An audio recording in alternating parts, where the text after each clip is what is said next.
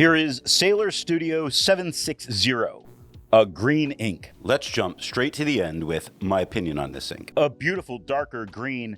The swatch shows some sheen, but thankfully I didn't get that in any of the writing samples. There is some tone shift as the paper and the pen change, but it is always still a beautiful green on the page. On non-fountain pen friendly paper, it does degrade some in how good it looks, but stays usable and a nice ink tone to see.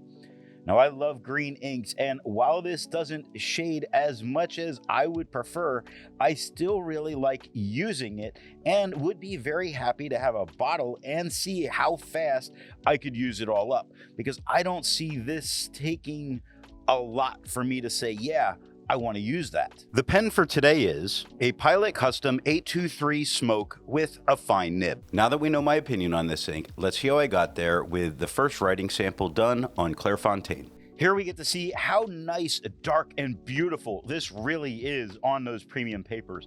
It doesn't feather, it doesn't spread, it actually shades okay when you take a look at actually on the second line compared to although on the first line. Actually is a little bit lighter in tone, actually, but it's not that it's not a shading. There is a little bit. Vanished on the fourth line, starts a little bit lighter on the V, gets darker through the rest of the word till it's very dark with the D at the end.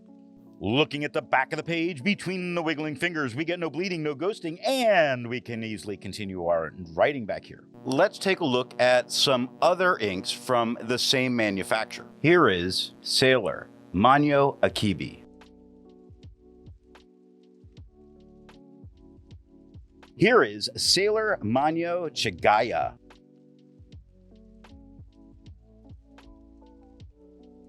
Here is Sailor Mnemosyne Notebook. Here is Sailor Mnemosyne Notebook.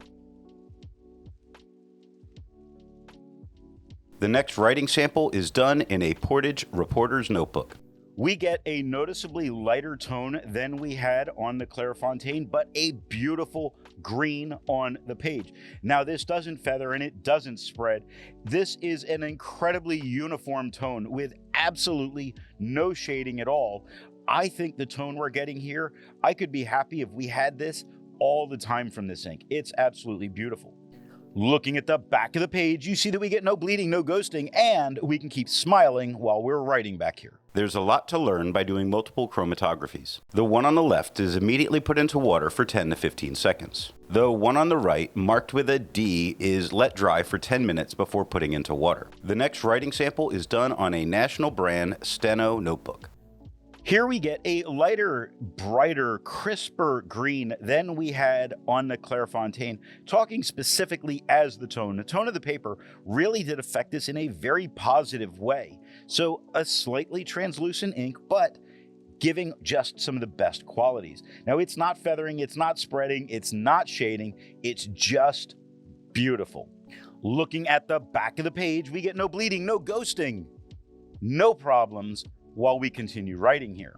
Resistance tests are done to see how this ink can be expected to perform on the page, and more importantly, how hard it may be to clean from your pen. The smear is allowed to dry for 3 days before testing it. The highlighter is on the top left, pen flush is on the top right, 1/3 bleach solution is on the bottom left, and water is on the bottom right. The next writing sample is done in a Rhodia notebook. We get the same tone that we had on the Clairfontaine.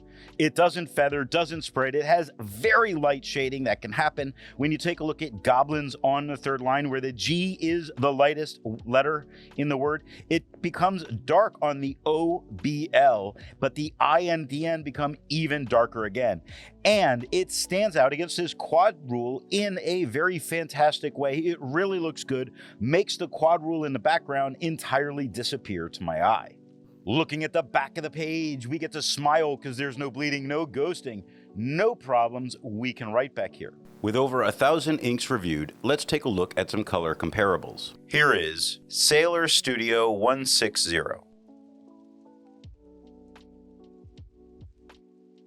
Here is Sailor Studio 460. Here is Sailor Studio 867. Here is Sailor Studio 960. The next writing sample is done in a composition lab notebook. We have a noticeably lighter, flatter tone of the same green that we had on the Clairfontaine. It doesn't feather, it doesn't spread. It has a light bit of tone variation in some of the writing, more as a word-to-word thing. If you take a look at goblins on the first line and compare it to and underneath it, which is just a little bit lighter. And flame on the fourth line is lighter than the above it or chill to the left of it. Looking at the back of the page, no bleeding, no ghosting, happily using both sides in our school labs. While it's nice to see ink in the same color family, I prefer to see ink to complement the color on the page. Here is Krishna Palasa.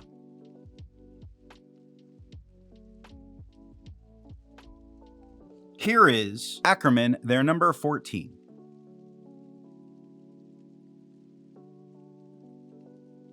Here is Diatramentis Velvet Black Gold.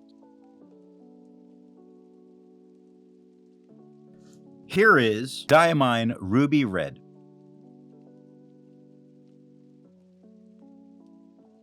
The last writing sample is done on 20-pound copy paper. We get a darker tone than we had on the Clairfontaine. It does feather and it does spread. The feathering is a little excessive when you look at words like hands and held, them, all on the first line, or if you look at enemies, was, there's a lot of feathering and it's not nice. There's some spread, and combined with the feathering really puts this into the category of I don't want to use this, not on this paper. Looking at the back of the page, you see how deep this ink really got into the paper, as there's a ton of ghosting. Now, none of this bled through to the page underneath, even with how deep it obviously is here. So what nib and pen do I think are going to give the best writing experience with this ink? The Pilot Custom 823 is a medium flow fine nib, and it shades here a fair amount considering the ink, and the tone shift on paper is rather predictable. Now, off camera, I used it in a wet music nib, and the ink didn't get darker and it didn't shade any better. I really think this is just a tiny bit darker from a wet medium or wet fine will make it even better than it already is. But truly, in the end, this is a dealer's choice because it always looks good on the page. I hope you got something out of this video, and thanks for watching. I want to let you know that the best way you can support this or any channel is to let retailers know where you heard of something if you go to buy.